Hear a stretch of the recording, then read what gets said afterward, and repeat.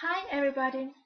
My presentation is based on the book which is related to my major study, and here it is. Uh, Such a big book with a lot of picture, and as you see, it is about immunobiology. So I think that everyone has his own picture about immune system, so it is not necessary to speak a lot about this. But the definition is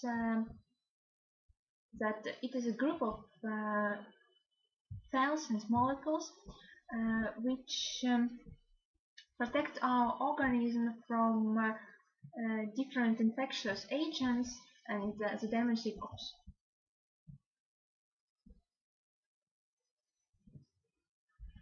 The immune response involves two steps.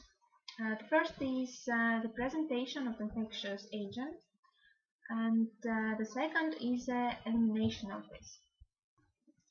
The immune mechanisms are very complicated, so they should be kept under control.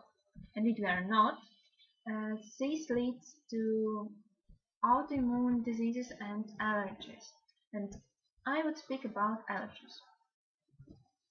So if real pathogen gets into our organism and as a result we have immune response, it's absolutely okay because it's a defense mechanism. But if we have a harmless molecule and some way it evokes an immune response in our organism, we have just a pointless reaction. Moreover, these reactions damage our organism without any sensible reason, so allergies are bad and harmful. There is a lot of different molecules that behave as allergens.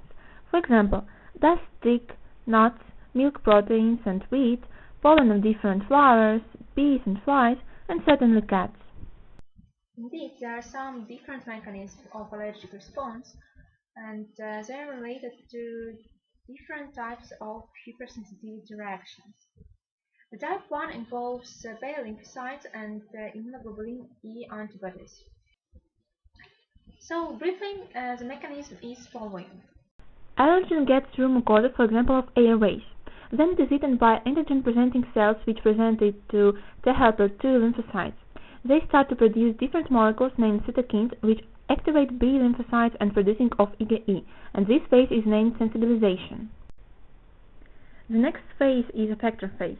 It involves activation of eosinophils and mast cells. Their granules proteins are released, and as a result we have increased mucus production, fever, inflammation, edema, erythema, etc. Another mechanism is type 4 of hypersensitivity reaction and is mediated by T helper I lymphocytes. In this case, allergen gets into tissue and is eaten by a macrophage. This cell presents parts of allergen to T helper I, which start to produce cytokines. These molecules affect two blood cells and endothelium of blood vessels, which also cause an inflammation. This mechanism develops during our life because the differentiation into T helper I cells is mediated by T helper II cells, regulator T lymphocytes, and B cells.